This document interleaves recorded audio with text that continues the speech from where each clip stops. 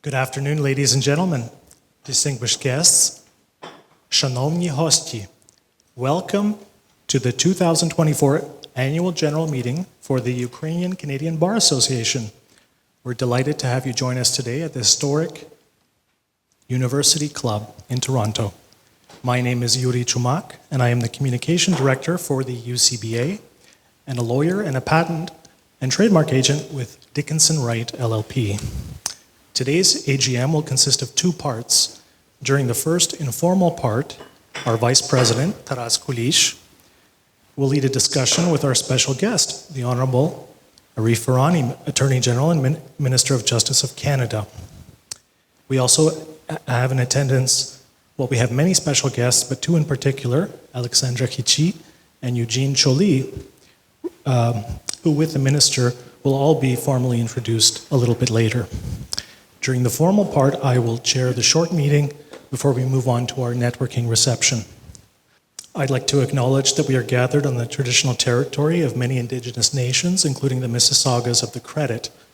And as we meet just after Remembrance Day, let us observe a moment of silence to honor all those who have served and sacrificed for peace, freedom, and justice. Let's pause.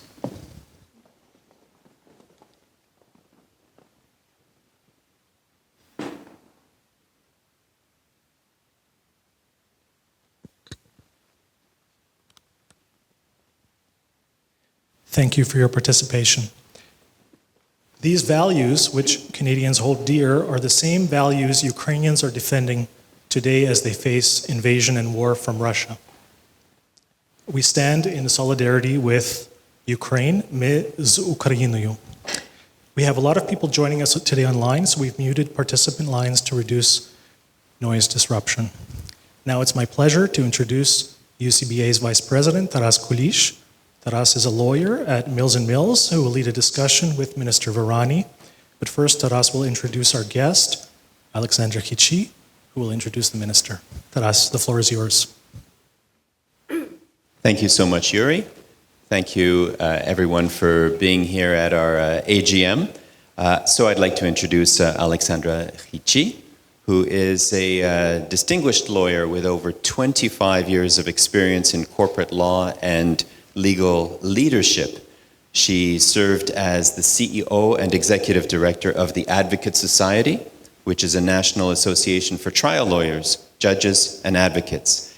And since 2018, Alexandra, known to us as Lesia, of course, has been the president of the Ukrainian-Canadian Congress, representing the interests of Canada's 1.4 Ukrainian Canadians. And under her leadership, the UCC has had an important voice for Ukraine, especially following Russia's invasion of Ukraine in 2022, the full invasion. Her efforts have been recognized with an Order of Merit presented by President of Ukraine, Volodymyr Zelensky, and she has been named one of Canada's top 25 most influential lawyers for her work in human rights and advocacy. Ladies and gentlemen, Alexandra Khichi.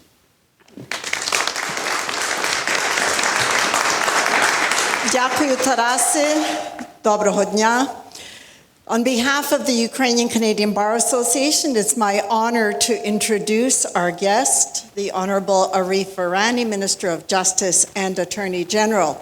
I admit that I've had to get used to calling you Minister because we've been just Arif and Lesia for so very long, but today decorum must prevail.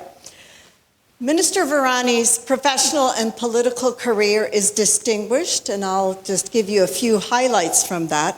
Prior to his election, he served in many legal roles. He was in private practice, and he worked as an analyst for the Canadian Human Rights Commission in Ottawa. And most importantly, this piece of experience is, I think, what we will draw upon for our conversation today, and that is as assistant trial attorney prosecuting genocide at the United Nations International Criminal Tribunal for Rwanda. That, of course, is something that we are watching very carefully in terms of the indictment of Vladimir Putin for the crime of genocide. Minister Virani was first elected to Parliament in 2015, and then he was appointed Minister of Justice and Attorney General in 2023. And prior to that, he served as Parliamentary Secretary to several ministers, including international trade, justice, democratic institutions, and immigration. So during the past decade, Minister Virani has become a close friend of our Ukrainian Canadian community. He is an ally that we count on and a strong supporter of the issues that we hold dear. And maybe that's because we have a special bond. As a former refugee himself, Minister Virani understands from personal experience, as Ukrainians now do, the horrors of persecution, privation, and of course, violence in our homeland. Or perhaps it's because we share a deep commitment to the defense of inalienable human rights and democracy. But whatever the reasons, we're very lucky to have Minister Virani as a Minister of Justice whose values define his work as the guardian of the rule of law in our country. And it's because Ukrainians and Canadians share these values that Canada stands with Ukraine. Minister, we're very grateful to your government for the almost $20 billion of support that Canada has provided to Ukraine since the full-scale invasion in February of 2022.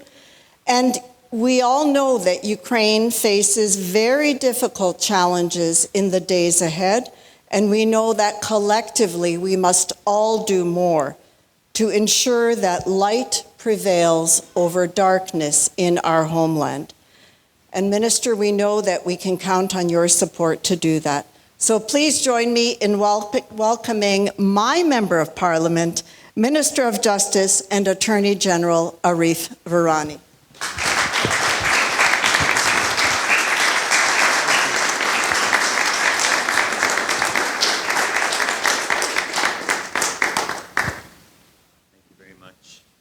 Much, everyone. Thank you very much, Minister Virani, for accepting our invitation and coming here to this AGM and this fireside chat.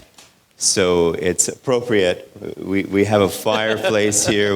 It's not blazing, and we won't make it too hot here either. So it's we have known each other, you and I as well, for a number of years. You are my MP as well, and I thought everyone in the room was a constituent. Actually, no. And that's right. And we've. It's interesting because probably some of the first times that we met. We were speaking in French because it was at some meetings of the Club Canadien de Toronto that you were the keynote speaker at, and then afterwards you and I had the chance to because I knew you had gone to McGill, and I figured I'd take a chance, and I started talking to you in French, and je peux dire que votre français est excellent, and so we're pleased, to be able to speak with you at this time. So, I think it would be, a way to start off this chat is maybe, if you can tell us a little bit about, first of all, your involvement locally in your community as an MP and how things have evolved for you. as you've stepped into this important position. Certainly. Well, thank you, Taras. So first of all, I want to say Dobry den and Дуже дякую. Thank you for the invitation, for being here. So my language facility in French is better than my Ukrainian, but the Ukrainian is still a bit of a work in progress. But I was reflecting on sort of some of what Leslie had mentioned in terms of my ties to this community and to the values that we share. Obviously, those are deep-seated and very foundational. Also, they are sometimes lighthearted, like things like vodka and vareniki, I think are also common unifiers that bond me to this community. But Taras, merci beaucoup pour l'introduction. Ça me fait un grand plaisir d'être ici.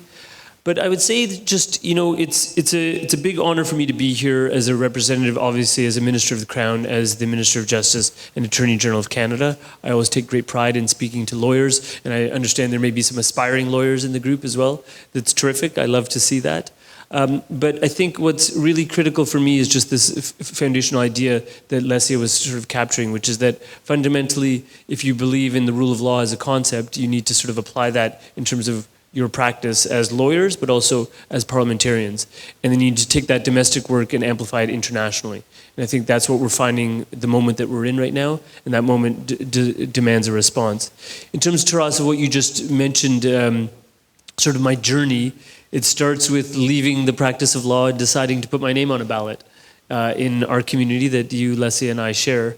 And what that allowed me to do is really get engaged with local residents about issues that they believe in. And one of the foremost issues at that time was really demarcated by the first invasion, right? I'm talking about Crimea and the Donbass in 2014, and the actions of Putin at that time. And becoming very familiar with it and understanding it from the lens of people that were my prospective constituents, and the passion that they felt for their native homeland and what needed to be done to defend it.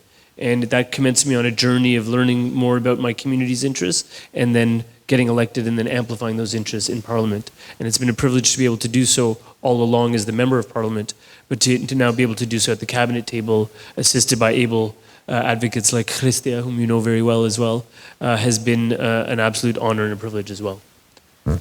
Yeah, no, thank you for sharing a little bit about that, about your journey, and certainly important to welcome some of the newest members to the bar and potential members as well. Thank you, Arif. You're welcome. So I should be the host and pouring you the water, but I really will appreciate that. So let's turn now to some of the more meatier issues that we want to discuss with you and that people are interested in. And so we're going to talk about, if you can share with us about the issue of propaganda, disinformation, and misinformation. And maybe you could speak on what steps Canada is taking to counter Russian propaganda, disinformation, and misinformation campaigns, because they're really campaigns that affect public opinion and security. Yeah. So I'd say it's sort of multifaceted, and I'll say part of it starts with intense collaboration with our Ukrainian allies. Back in 2018, prior to taking on this role, I had the opportunity to represent Canada on the Maidan, observe Operation Unifier and Canadian forces that are there training Ukrainian forces. And at that time, I met with Ukrainian parliamentarians, and we learned a lot from them, actually, about disinformation and misinformation campaigns from their proximate neighbor, as in Russia, and how they were very much on the front lines of this. And I took some of those learnings back, and we've been in discussions ever since with various sets of ministers that deal with sort of elections, election integrity, and election interference. And you saw some changes legislatively back in 2019, and you've seen a continuing focus on this to the point where we're now at the stage where I'm sure hopefully several of you, if not all of you, are aware that there's actually a foreign interference commission of inquiry that's happening as we speak, that's being led by a woman named Madam Justice Og. And she's looking at specifically interference with democratic processes. And one of the target countries, unsurprisingly, is Russia itself. So that's important in terms of that commission is going to produce recommendations. We're going to look at those closely to see what we can implement in the short term, medium term, and in the long term. We've also taken some steps specifically on foreign interference generally with the legislative package that passed in June called C70, which enables us to share information, because what's interesting to us is that we had sometimes very solid information, but because it required top secret clearance, we weren't able to share it sometimes with provincial and even local partners. And you'll wonder why I say local, but we found that sometimes foreign interference extends to the level of municipal elections or even school board trustee elections of all things. And that's not just with respect to Russia, but with also some other nefarious actors. So that's been an important change.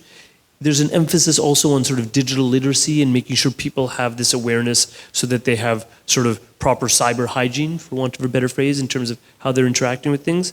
And there's one initiative that we've really spearheaded when we hosted the G7, and that's in Charlevoix. We commenced an initiative that's the G7 Rapid Response Mechanism.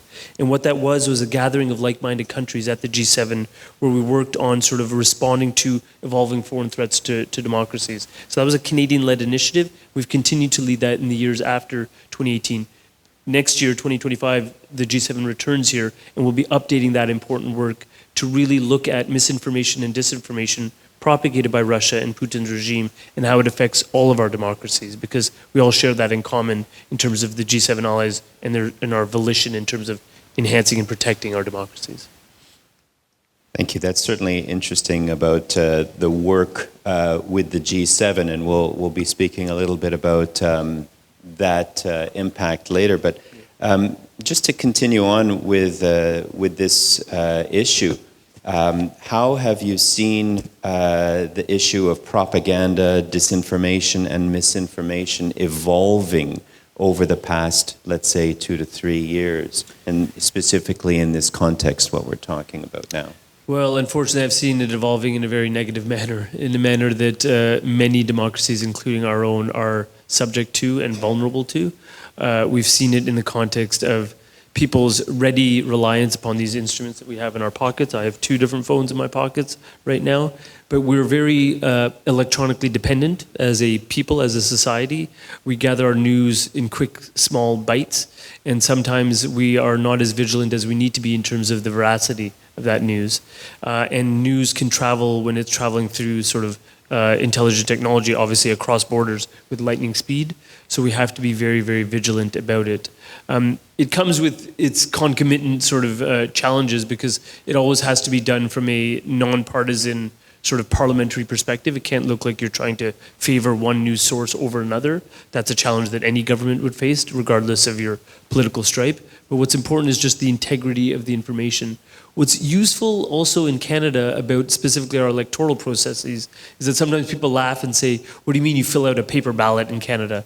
And we do that, and it's actually in some respects very good that we still fill out a paper ballot, because it prevents sometimes the electoral interference that could arise from electronic voting, actually, and the manipulation that could sometimes occur. So sometimes some of these older, more old-fashioned processes actually help preserve the accountability and integrity of the overall process. So that's something that we're thinking about. But at the same time, you want to modernize and be supple, because no one likes waiting 15 days for the results of an election. Ask the folks in BC. It's not great for stability.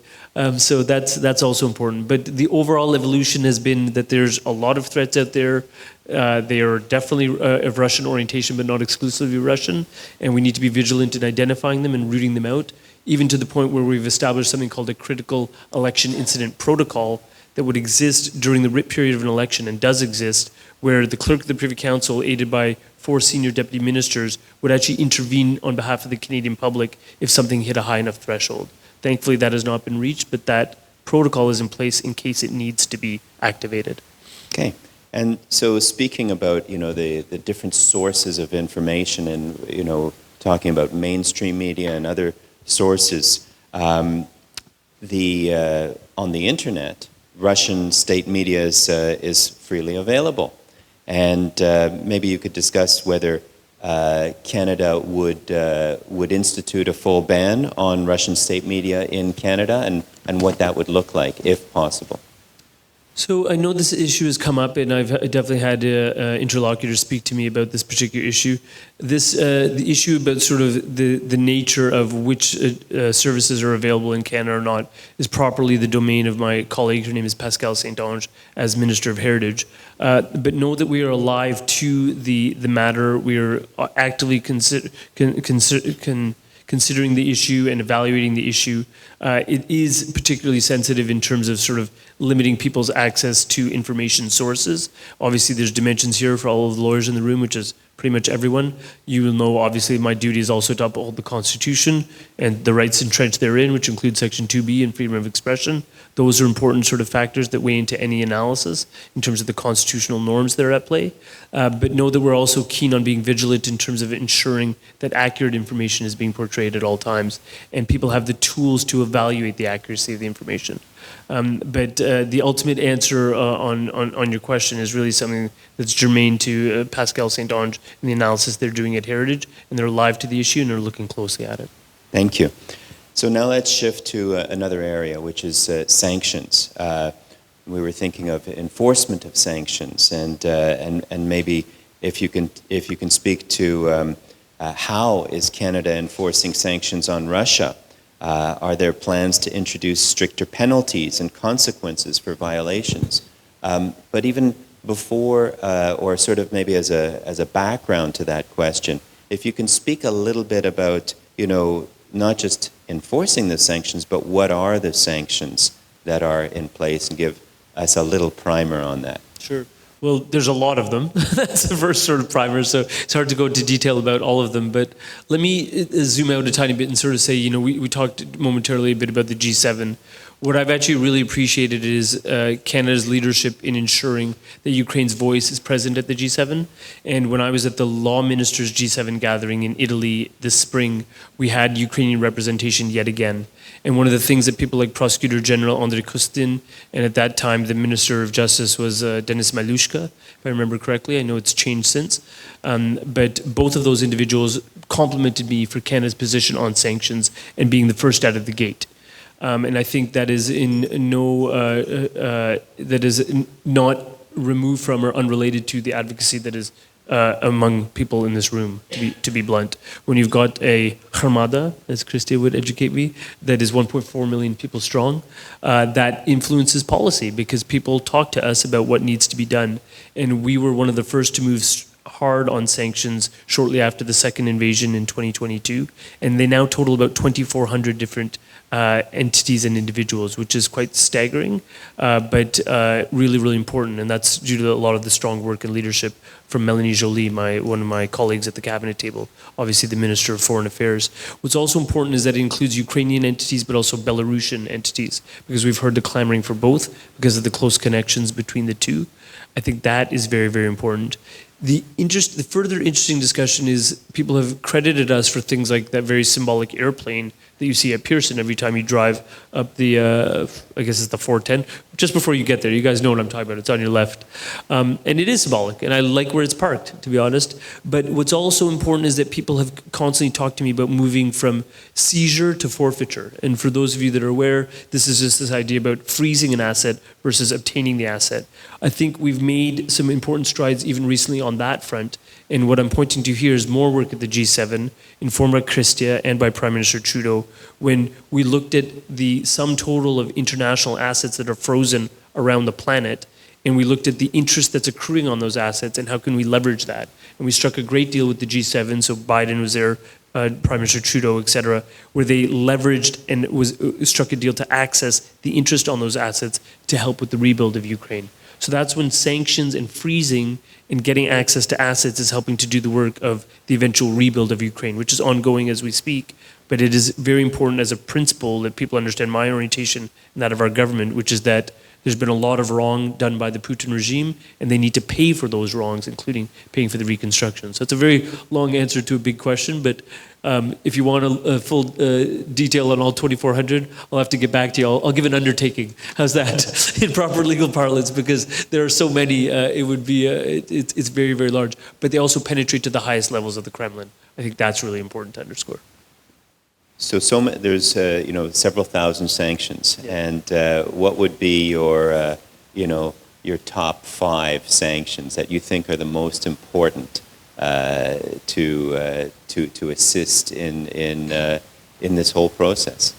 Well, I can point to a few that apply in Canada, like when Abramovich is involved in, I think it's Granite Holdings here in Canada. I mean, it's important when we take issue and have a laser-like focus on some of the key oligarchs. I think it's important when we're targeting members of the Kremlin and very senior leaders in Putin's government. I think that's important. But I also think it's important that people recognize that Canada's role here is a significant one in terms of the voice that we speak with, but the actual quantity of dollar amounts that are in Canada is actually relatively small compared to some of our European counterparts. So when we strike a deal with the Europeans and other members of the G7 to ensure that we can leverage the assets, I think that's really, really significant, because if I remember correctly, it's something in the order of around $300 billion plus that is frozen around the planet, a lot of which is in Belgium, and getting the cooperation of international financing authorities to access the interest off of those assets was not a simple feat. It was many, many months of work that was at play. But getting to that level, I think, was a very, very big success. But I think what's important about sanctions is that it undercuts the financial leverage that people like Putin have and his oligarchs. It makes them understand that there's a financial penalty to be paid for an unlawful war of aggression against a peaceful neighbor that will not be tolerated by Europeans or the rest of the democratic world. So that's really important as an overall message. No, absolutely, that's important. And you know, shifting from sanctions to frozen assets, as you've started to discuss, and you mentioned that in Canada, it's really a small proportion. I think the figure we have is around 150 million in assets, frozen Russian assets in Canada. What measures are you taking or could be taken to identify and freeze more assets? Well, we're working diligently to ensure that we've covered the sort of landscape in terms of identifying the assets.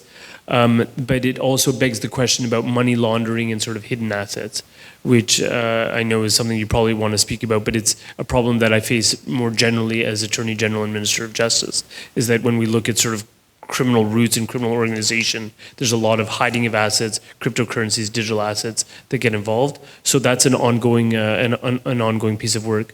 But once we feel like we've exhausted the playing field in Canada in terms of the relatively limited number of assets that are here, it's making sure that we are vocal with our allies about what is present in their countries and why they need to be more dogged and intentional about the actions that they take. But I don't want to zoom out too far here, but I think it's also understanding that this is a nuanced conversation, right? We are much less energy dependent on Russia than many of our neighbors. So that means if there are nations that are dependent on Russian natural gas, well then what are we doing to support them with their energy needs that can allow them to free up some of their be more flexible and directive with their sanction regimes. So you can think about striking deals on hydrogen cell technology with the Germans, for example, freeing up and ensuring that we're getting liquefied natural gas that is Canadian to some of our allies that would otherwise be dependent. That's an important part of the equation. So those are some of the things that we're working on. It's not directly related to sanctions, but it's about how do you ensure sanctions will be a more viable options for other nations that are more dependent on Russia by freeing up some of that dependence. So these things are all interconnected. Mm-hmm. And that's where Jonathan Wilkinson, François-Philippe Champagne, all of their work that they're doing also is influential in this space. So let's talk then, let's drill into this issue, to use the analogy that we're not as, exactly, that's your metaphor, we're not as dependent on energy, but let's drill into the money laundering. Yeah. And so then this issue perhaps comes, as you were saying, comes a little bit more under your purview, and you could tell us how, but talk about prosecuting these kinds of financial crimes. Uncovering them and then prosecuting them. So it's much more complicated. It sometimes takes a lot more time, and it requires a more sort of sophisticated analysis. And I'll say to you, it's a number of fronts. So gone are the days, and let's take a very micro example that unfortunately may affect people in this room, but things like automobile theft. People have talked to me extensively about automobile theft. Why am I talking about that in front of a bunch of Ukrainian lawyers? Because it relates to this organized criminality piece. Because gone are the days of Taras Kulish when he was a teenager going on a joyride with Lesia's car. Right? I don't know if he ever did that, but these days don't exist anymore because Taras Kulish is now funded by an massive criminal organization that's turned simple car theft into a multi-billion-dollar enterprise. I'm not trying to unduly sort of smear you here. No, I know you're probably talking about some other Tarascovic, yes. who might Not be in the- Montreal, but anyway. But it is important because unless you break down sort of the organizing entities and how the money is flowing to them, you're not actually getting it at the criminality. And that applies equally in the context of what we're seeing here, particularly with large nation states in terms of the nefarious activities that some of them are up to, including the Kremlin. And what I would say to you is that what we've been looking at is in a very targeted way in the last 18 months, things such as the currency is not the usual currency, it is cryptocurrency and digital assets. So how do we reflect that? It's also things such as how do we execute warrants? How do we ensure production orders remain open for a longer period of time? How do we drill into who is behind the identifying features and attributes of those accounts? So these are amendments we passed in the Fall Economic Statement of 2023. We passed further amendments in Budget 2024. Sometimes these are buried in 80 pages of a long document, but they are there and they are assisting us on the go forward. We're actively working at the federal level with our provincial counterparts also to work on how do we tackle organized criminality as a broader phenomenon, because it is critical and it is where things are at right now in terms of what we're seeing in our communities. So it's vital for us to do so. So it's taken on dimensions that are both international and geopolitical, but also micro-oriented in terms of sometimes, I mean, for goodness sakes, and I'm not making this up, but apparently there's been a targeted attack on a theft of things like butter and golf carts. Like, these are not normally items you would think that would be attractive to criminal or organized elements, but they are preying on where they think there's a need, ensuring the theft of these items and then reselling them. And the funds are all fueling larger enterprises, including drug trafficking, human trafficking, prostitution, you name it. But this is sort of the world that we're living in right now. But it relates to to what we're talking about here, because the organized criminality and the features and the characteristics of how they're creating their money trails are common as between what we're seeing overseas and what we're seeing here in a domestic basis. So again, drilling a little bit more into the issue, and this is sort of maybe for the corporate lawyers in the room. There's been this concept of beneficial ownership registration. Now, of course, for federal corporations, there's the register of significant control, but that has limitations as well, because it's only you only have to declare if you have a 25% interest and above. Maybe without boring the rest of the litigators, but maybe you could speak a little bit about any plans for making that system a bit more robust, or for creating a different system for beneficial ownership registration. So I don't want to sort of generally speculate on it, but I'll just say to you that we're constantly faced with this issue about ensuring that we've got better transparency, assisting with law enforcement, but also jealously safeguarding solicitor-client privilege, right? And that's why I enter the fray quite directly. And you would be right if you sort of presume that sometimes these things can work in sort of opposite directions, and there can be some terse conversations around the cabinet table. That's correct. But I think what's really important is that we're looking to ensure lawyers, including the corporate lawyers in the room, can do the work that they need to do, but at the same time ensuring that there is a supple enough aspect of flexibility built into the legislative requirements such that people can also assist law enforcement with the very important work of ensuring that we can trace monetary trails where there may be criminality or reasonable grounds to suspect criminality. And that's the delicate dance that we're doing, but that's a dance that's been happening for decades, if not centuries. It's just gotten a lot more sophisticated because of the ability to hide assets or mask assets in this digital world that we're living in. And I think understanding how it operates is important to understanding also how we need to respond to it. But I'll also confess to you that it's often a game of sort of playing catch up, because we'll apply in 2024 what we think is a suitable response to the lay of the land now, but criminal elements are using loopholes and changing their patterns and their monetary flows quite quickly in a manner such that we're always looking at what's the next frontier, and that's a challenge. Okay, thank you. So I've been given a notice. We're coming up, but we have a couple more subjects that we want to talk with you about. So let's talk a little bit about Bill 63 and the crime of genocide denial. And will the government support Bill 63 to recognize genocide denial as a crime, covering all genocides, or alternatively, will you strengthen the hate crime laws to address genocide denial comprehensively without specifying each genocide? And take what you will of that and comment on that. So Bill 63, for those who are less familiar with it, is a piece of legislation that I'm leading in the House of Commons that deals with digital safety and online harms. And it's quite comprehensive. It deals with a Digital Safety Commission, strengthening the Criminal Code, strengthening the Canadian Human Rights Act, and strengthening something called the Mandatory Reporting Act, which is about prosecuting child sex predators. It's a very important legislation. It's about creating some rules and norms and entrenching some penalties so that there's accountability on the part of platforms. And that's really, really vital to see. There are portions in there that deal specifically with hate and with the criminal code provisions that deal with hate, including genocide. Right now, what is contemplated is ensuring that we've got properly defined definitions so that it helps law enforcement and crowns, but also enhancing the penalties that apply to certain hate propaganda offenses, including genocide. Right now, if memory serves, under an indictable offense, the crime of advocating genocide is subject to a penalty of 5 years. We're proposing to take that all the way up to life where required, which is significant. In terms of entrenching which genocides we are talking about, unsurprisingly, the criminal code is neutral as in respect of which particular genocide you're speaking of. It speaks to the term and the concept of genocide. It's important that we have sort of a neutral and universally applicable criminal code, obviously, because we need it to be able to apply to a number of different contexts.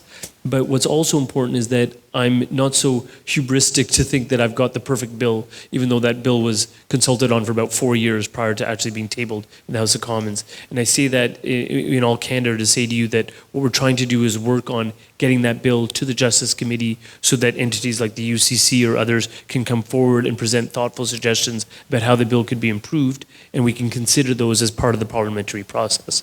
So is there room to improve the bill? Absolutely. Does there need to be targeted about the crime of genocide?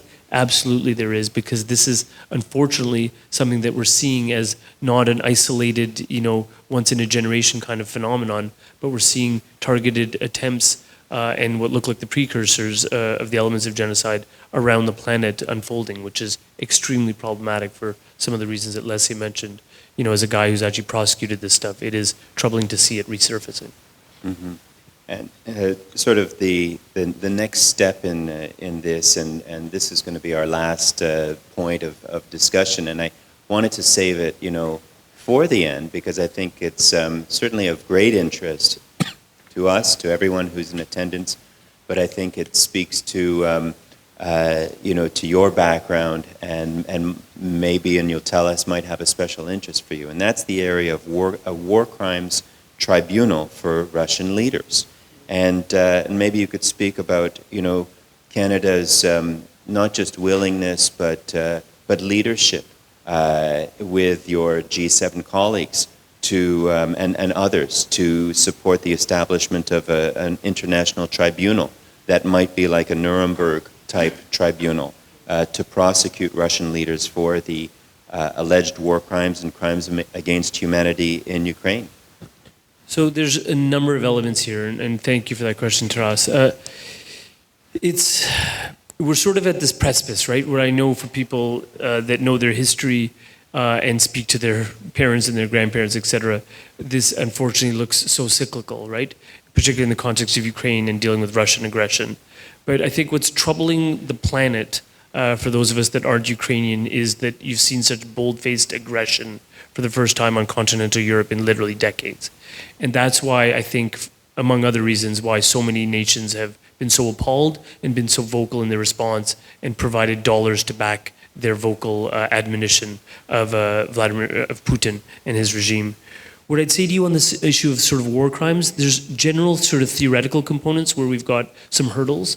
We don't have, for example, an established crime of aggression at international law. And one of the things that's being mooted in Canada is providing leadership on this is the design of a special tribunal that could treat as a justiciable matter, because this room will understand what I mean by that term, the crime of aggression. That's important.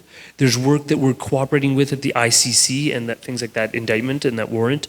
I'm very proud to tell you right now, as of November 1st, there are DOJ, so my department's lawyers are seconded to the ICC to help with the Office of the Prosecutor with things like that particular indictment and helping out the Ukrainian cause. That's important. There are RCMP officers deployed as part of the investigation exercise, evidence gathering, to hold Russians accountable. That's active Canadian assistance again. There's other entities such as a commission of inquiry at the UN Human Rights Council and what the OSCE is doing. So we're participating on those fronts as well. We're also doing something called a structural investigation here. So we've opened Canada's doors to people seeking a safe haven temporarily from the violence in Ukraine. Those people are providing stories and evidence to Canadian law enforcement officials here as part of a technical structural investigation. And we share that information with our allies and with the institutions that I've mentioned. So the work is happening on a number of fronts. I think what I'm struck by is that, we just constantly put out that phrase, never again, when we talk about these instances. And you can talk about the Holocaust in World War II. You can certainly talk about Srebrenica. You can talk about the genocide that I worked on in Rwanda. And you've obviously heard people like Romeo Dallaire talk about his experiences there. But the terms never again tend to ring a bit hollow when you see such determined actions on the part of aggressor governments. And does that mean it's solvable in a moment? It is not solvable in a moment. Does it mean it's still hard to prove? It's bloody hard to prove, to be honest, Taras. I worked really hard on the case. We managed to secure some convictions, but not every case that ran on the Rwandan tribunal was concluded successfully because proving that intentionality is difficult in the context of genocide. But that doesn't mean we shouldn't keep shining a light, shouldn't keep holding governments to account, and where it's merited, laying the charges that would be brought before a court of jurisdiction that could actually prosecute people for such heinous acts, because it is the most grievous act known to mankind. That's what keeps me motivated. It's funny I'm talking to you about it now. It's unfortunate I'm talking to you about it now, but I remember when I was still just running. You might have been there, Leslie, but it was at the Social Services Agency, which is right at Jane and Bloor, opposite the Alex Ling Fountain. And it was me, Yvonne Baker, James Maloney, Boris, and Christia. And all anyone wanted to talk to me about was Putin committing war crimes in Crimea right now as we speak. That was back in 2014. 10 years later, the same question resurfaces. That's not because people are pestering me, it's because the stakes are so much higher and the evidence is starting to be amassed. And what we need to do right now, I'm speaking purely as a prosecutor, is that the integrity of the evidence, its continuity, the preservation of the evidence is critical. So I salute every entity, both in Ukraine and abroad, that is ensuring the continuity of that evidence, because it's going to be pivotal for when it needs to be used in the appropriate court of law. Thank you so much, Minister Virani, for this discussion and wide-ranging discussion. And I want to finish it off with a sort of a bonus question, and just tell us a little bit about what motivates you personally in your work as Minister of Justice. Well, it's an absolute honor to have this job, and what motivates me is just, I guess, a concern. I think what motivates anyone who gets elected to us is just a concern for the well-being of others.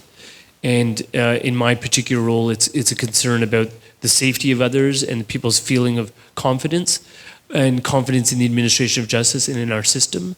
What motivates me to keep doing this work, because sometimes it's really hard, and sometimes it pulls me away from my kids and my wife much more than I would like.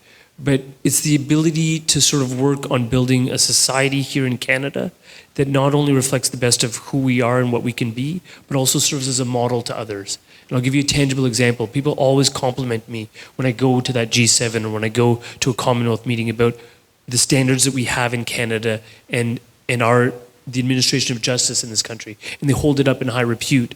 And I think that comes down to certain foundational pillars, but two of which are the quality of the jurists, their independence and impartiality, but it's also the quality of the barristers and the solicitors in our country, because those people uphold the best of what it means to believe in a justice system and to implement it and to live it, to manifest it. And we're only as good as each of our individual inputs. And what I'm trying to do is lead by example as best I can to demonstrate that we have a rigorous legal system, one that is rules-based, and we will defend it and uphold it here in Canada, and we will use it as an example to the rest of the world to show what is possible if you ensure that there's no impunity, there's always accountability, and that you have the confidence of the people that you're governing. It's hard to aspire to, but it's certainly worth aspiring to. And that's what keeps me motivated. And it's kind of cool that I have Pierre Trudeau's old office as Justice Minister. That's nice too.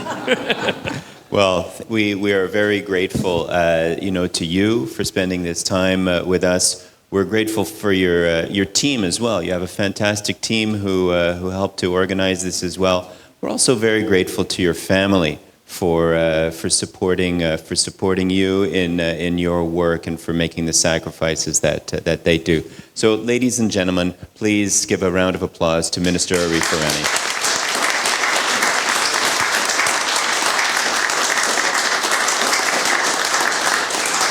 Thank you once again, and thank you for all of your terrific advocacy via the UCC, but also as Ukrainian barristers and solicitors generally. And I say this to every group of lawyers that I meet. I'm constantly looking for great, talented minds that reflect the diversity of this country for potential judicial nominations. So if that applies to any of you, please put in your applications. It's very, very important. I can only appoint applicants if the pool of applicants is deep. So please consider that. Thank you so much. Дуже дякую.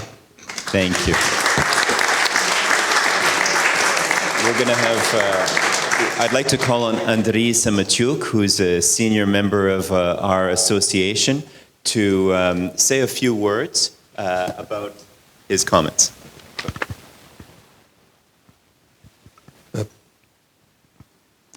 I'll keep it short. Loved the presentation. Two things. One, I was staggered by the command of the topic that you had. And two, I was staggered by your humility, which I really admire. I'd like to share one thought that comes out of this discussion. Right now, as we're talking here, on the border of Ukraine and Russia, 50,000 troops are gathering for another effort at invading Ukraine. In addition, the election in the United States does not inspire confidence, shall we say, in terms of Ukraine's continued defense.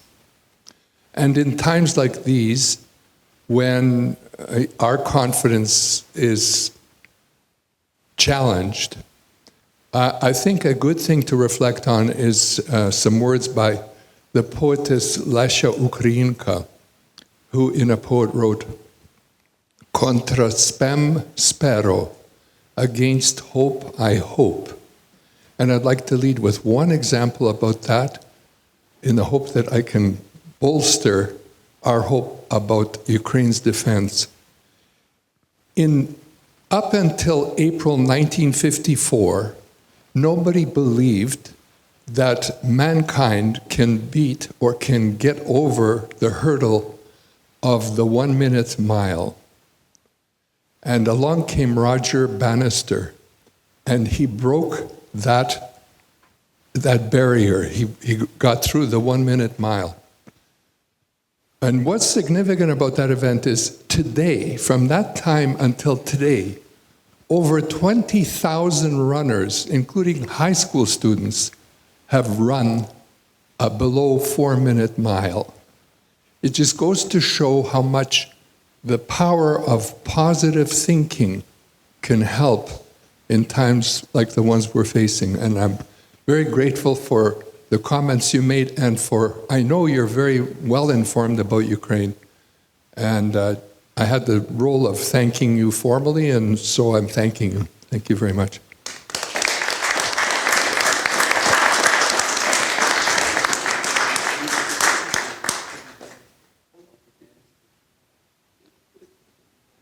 Now we have two special presentations, surprise presentations. And the first one is to you, Lesya, if you can come and stand and come with me. We are presenting you, Lesya, with an award. This is the Ukrainian Canadian Lawyer of the Year, the UCBA, Ukrainian Canadian Lawyer of the Year, which we are pleased, proud, honored to present to you in recognition of your outstanding contribution to the legal profession and the Ukrainian Canadian community.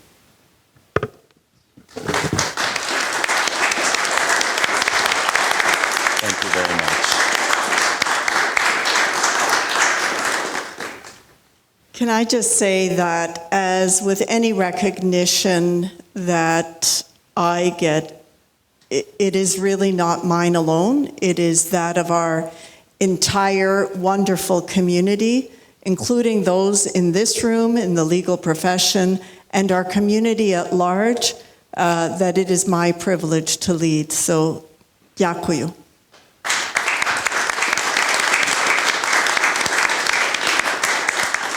Now, I do want to mention that the plaque is just a plaque. We actually have a more elaborate award that we'll be presenting to you at a later time. It's getting made up right now, okay? And that'll just be a nice excuse for us to see each other and for us to present again that to you. And we have a second, yes, I have a second award, and it is actually to you, Minister Varani. And this is the Canadian Lawyer of the Year Award, which the UCBA is proud and pleased to present to Minister Varani in recognition of his service to Canada and his dedication to justice and human rights on behalf of the Ukrainian Canadian Bar Association.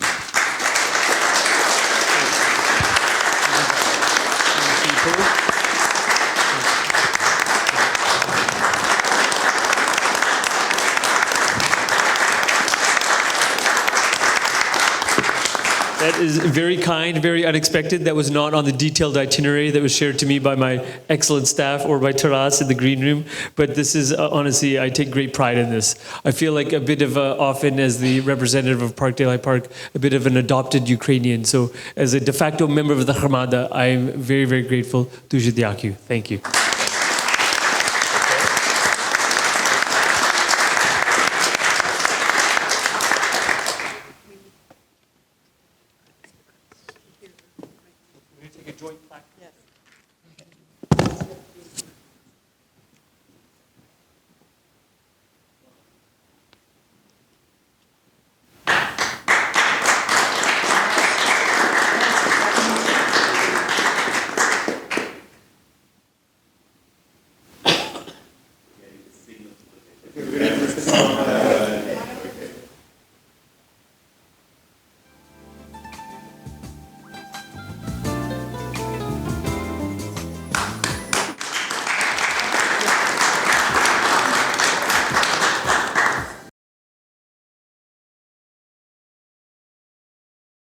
So right now, we're going to be taking a break, and before we proceed to the formal part of the AGM, that'll be about a 15-minute break. We'll be coming back online to our people at 4:15, and enjoy your break, a little bit of networking.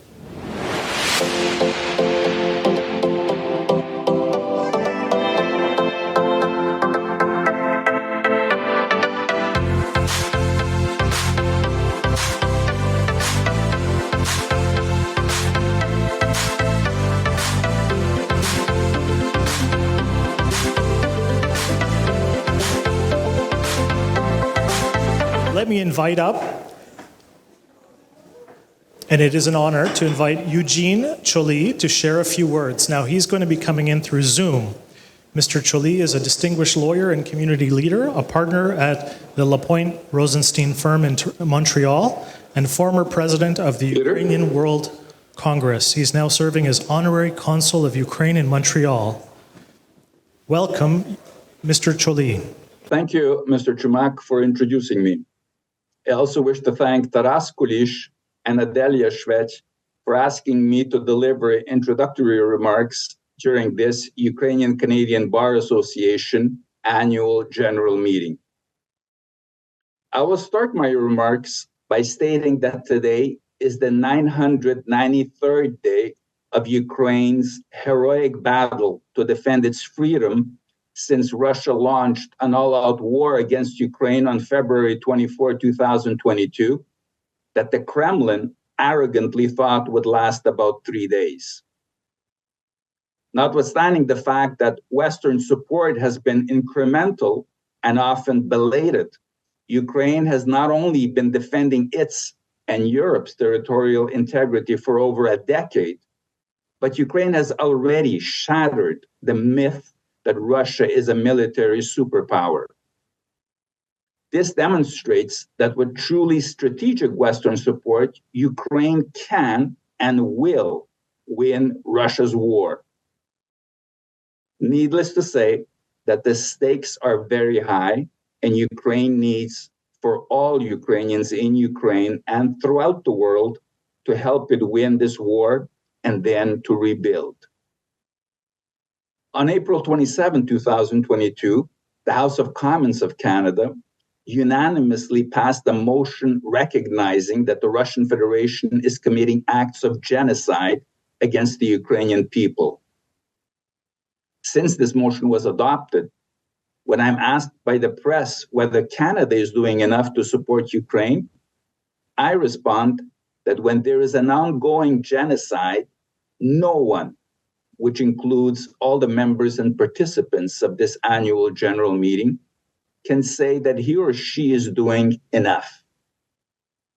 Therefore, we must continue working diligently to ensure that Ukraine obtains truly strategic Western support to overcome this genocidal war, which includes the timely delivery of the weapons that Ukraine needs, including those with long-range capabilities and without short-sighted restrictions on their use, to enable Ukraine to effectively protect its airspace and liberate its territories. And an offer of NATO membership to Ukraine to ensure that Russia does not attack Ukraine in the future. Can the Ukrainian-Canadian Bar Association contribute in a meaningful way to help Ukraine? The answer is yes, and in many ways. For one, the Ukrainian-Canadian Bar Association can use the legal and advocacy skills of its members to look for innovative and convincing solutions to accelerate the confiscation of Russia's assets abroad that have been frozen by Western authorities to stop Russia's military invasion of Ukraine and compensate it for the huge damage caused by Russia. It is estimated that the frozen assets abroad of Russia's central bank alone are worth 260 billion euros, and the 2023 financial return on a portion of those assets in just one central securities depository was about 4.4 billion euros. These assets must be confiscated and used to supply Ukraine with everything it really needs to stop Russia's invasion, and then to compensate Ukraine for the enormous damage caused by Russia's genocidal war against Ukraine.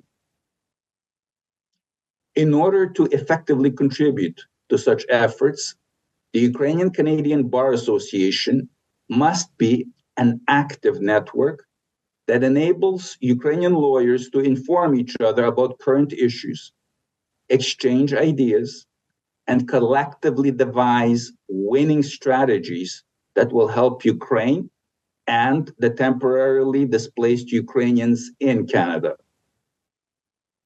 The Ukrainian-Canadian Bar Association should also organize seminars and discussion groups to analyze and inform on issues that are relevant to Ukraine and our community in Canada. This type of work will also be beneficial to the Ukrainian lawyers that will be active members of the Ukrainian-Canadian Bar Association, as they will get to know each other much better and then naturally refer legal business to each other.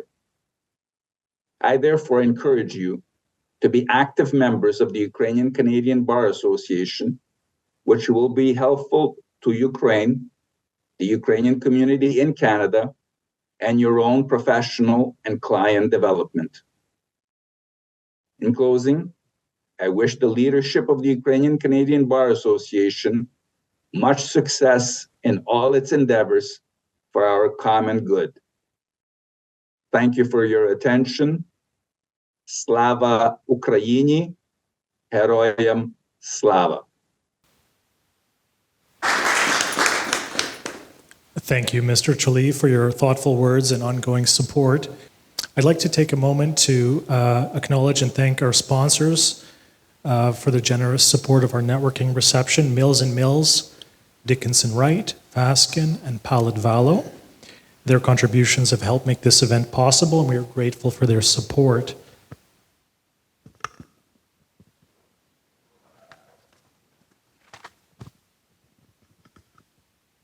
I'd like to go to the slide regarding the AGM. Our quorum is a majority of the Board of Directors, and I confirm we have a quorum present. I now call the meeting to order and appoint Andriana Ozimchak as Secretary. And here's our agenda. I'm going to try to do this very quickly because the wine and cheese is waiting. I'd like to have a motion for the agenda. Do I have a mover, Natalia? Thank you. A seconder, Andy? The agenda for today's meeting has been circulated. Any comments or discussion?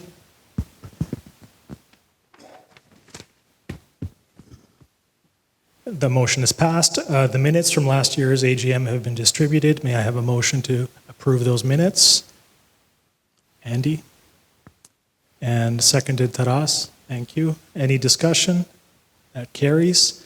I now call upon Taras Kulish to deliver the report of the Vice President.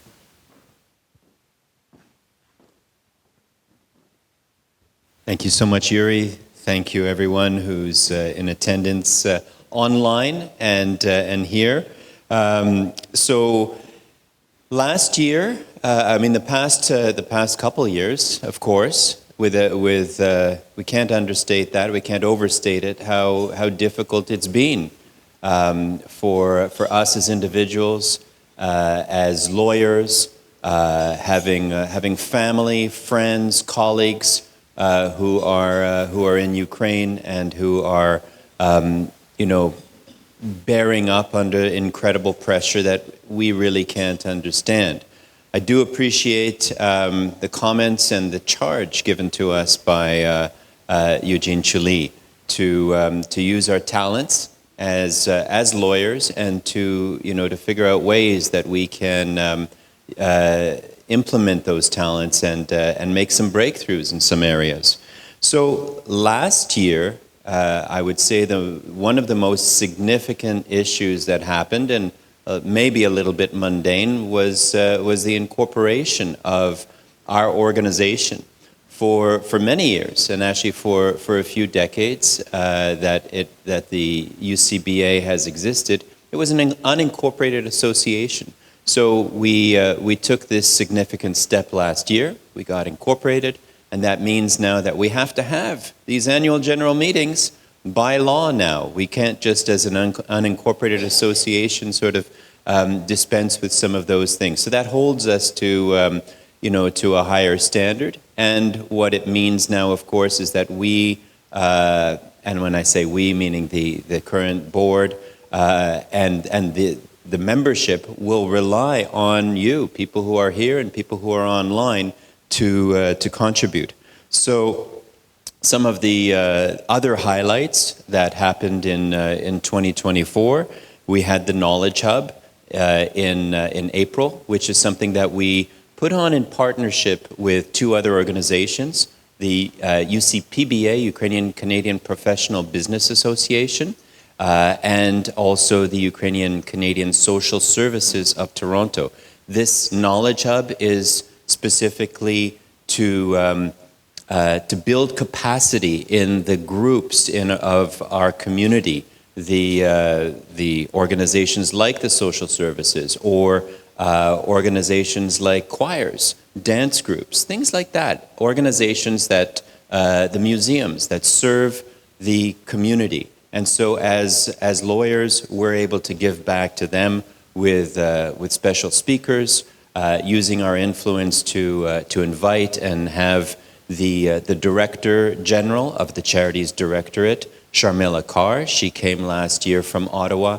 Actually, this past April, she came to Toronto and spoke very well, and spoke also about her connections to the Ukrainian Canadian community. It's surprising, when we hear, for instance, Minister Varani speak, and how many people have these connections to the community and how they are pulled into our community. Apart from that, we have our annual Independence Gathering, and so the next one is going to be in August, as we have every year, and we do invite everyone here to participate in that. Adelia Schweck is going to be organizing perhaps next year in Quebec something. So we do encourage regional chapters as well. That's going to be a big goal for 2025, and we'll get into that a little bit more in this meeting. So those are sort of the highlights of what we did. We did a lot of work as well with Sanctions Committee and War Crimes Committee, and those committees have kind of slowed down a little bit. And so this year I would suggest, in addition to any opportunities that the members might institute, because this is something that Yuri and myself are fond of saying. In the words of our Eminence Grise, Andrei Samatiuk, he says, you make this organization, work for you. It's a fantastic opportunity, and so if you have an idea, you can implement a program, you can spearhead that.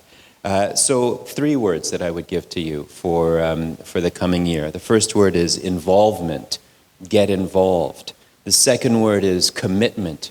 Be committed to whatever you get involved with, and we're hoping that's going to be in the UCBA.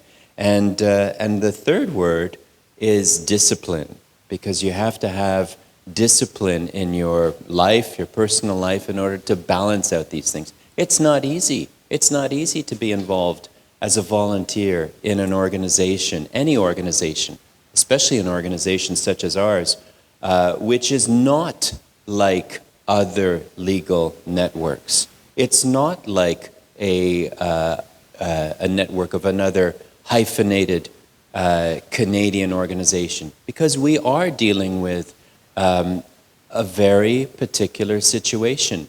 The land of our fathers, mothers, family, and many of us were born there. So the land of our forefathers is at war and is facing an unprecedented genocide. So we are not like other organizations which are just in existence for networking and that sort of thing. And that's important too. It is important that we support each other, that we mentor each other, which is something that this organization can do, and that we also educate each other and we educate the general public. I've spoken about the Knowledge Hub, which is something that we do more for the general public, but you also can attend and get your CPD hours.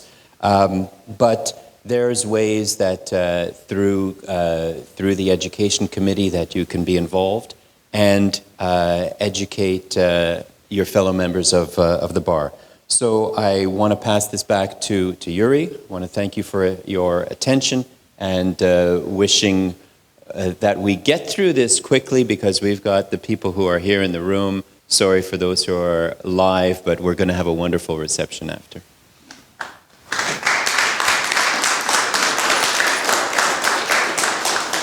Thank you, Taras. And I'd like to call Andy Balaura to deliver the report of the Treasurer. Thank you, Yuri. So I'll give just a quick financial overview for 2023. We had revenue of $3,750, which was generated from our membership fees. We had a total net income of $2,237 after our expenses. Our assets stand at $12,619 across our PayPal and our UCU accounts. Our liabilities total $1,158 for some outstanding fees, including the UCC dues and website costs. So this leaves us in a healthy position with an equity of $11,461. The unaudited financial statements for the period ending December 31st, 2023 have been prepared and circulated amongst our voting members prior to the meeting. And I'd now like to request a motion to approve the financial statements as presented. Taras, bringing the motion, seconded by Andy Samatyuk. Motion carried. So lastly, look forward to all of you renewing your membership dues if you haven't already for 2024. You know, those of you at bigger firms, I know you can identify more people with Ukrainian background. Ask them either to reach out or just go on the website. It's pretty easy just to renew your membership fees, and we look forward to having even more members for 2025. Thank you, everyone. Slava Ukraini. Thank you, Andy.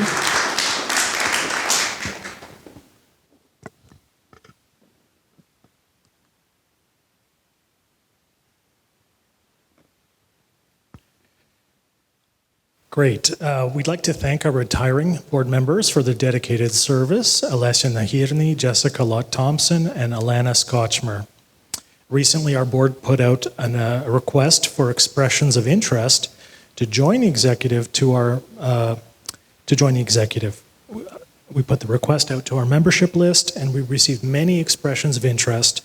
And after careful consideration, the nominations committee has selected 8 new directors to join the board, and we are pleased to welcome, in order by last name,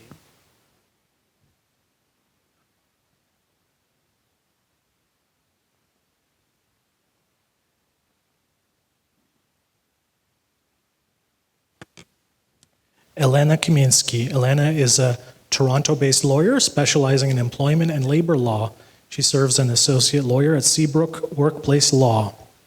Yulia Kryl is an associate lawyer specializing in family law and civil litigation at a boutique law firm in North York, fluent in multiple languages and dedicated advocate for Ukraine. Ihor Kirilluk is an immigration lawyer in Calgary who, after an extensive personal immigration journey, is dedicated to helping others achieve their immigration goals. Andrew Konopelny is a construction lawyer in Winnipeg with MLT Aikens, involved in major infrastructure projects and active in Ukrainian community organizations. Katerina Korneliuk is a consultant in Bennett Jones Energy Practice in Calgary, specializing in renewable energy and construction law, currently requalifying to practice law in Canada. Michael P. Michalishin is in-house counsel at Ukrainian Credit Union Limited, focusing on corporate legal affairs and advocacy within the Ukrainian community. Adelia Shvets is a trilingual lawyer from Montreal with litigation experience and active involvement in numerous Ukrainian nonprofits. And finally, Olena Shkarovska is associate counsel with York Region, specializing in construction law and actively supports Ukrainian newcomers. So the entire slate, including go back to the returning directors,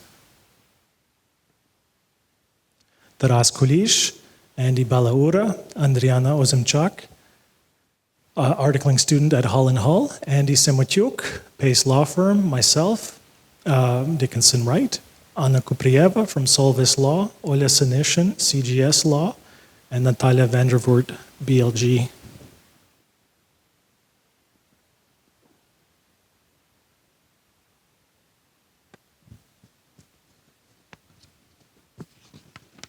So I need a motion. May I have a motion to elect these nominees as directors of the UCBA, the full slate?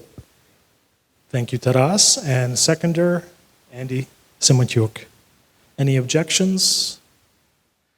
Hearing none, the motion is passed. Please join me in welcoming our new directors to the board. Вітаємо нових членів.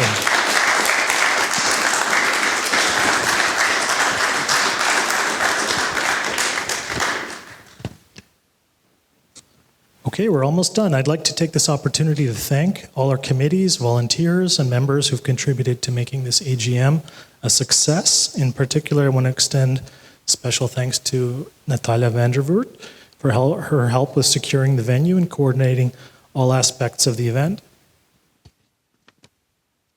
Anna Kuprieva for her assistance with the procedural issues related to the AGM and the nominations.